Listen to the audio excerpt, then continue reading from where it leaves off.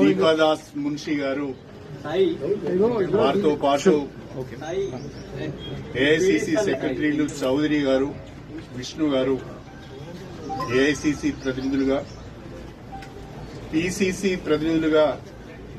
సోదరులు మల్లు రవి గారు, సోదరులు సంపత్ గారు, సోదరులు డాక్టర్ సత్యనారాయణ గారు, రోహిత్ రెడ్డి గారు, వీళ్ళందరూ కూడా ఈరోజు మా ఇంటికి రావడం జరిగింది. వారందరూ కూడా అటు ఏఐసి నుంచి ఏఐసిసి నుంచి ఇటు పిసిసి నుంచి మీరు పార్టీలోకి రావాలి, తెలంగాణలో కాంగ్రెస్ పార్టీని బలోపేతం చేయడానికి మాతో కలిసి పనిచేయాలని చెప్పి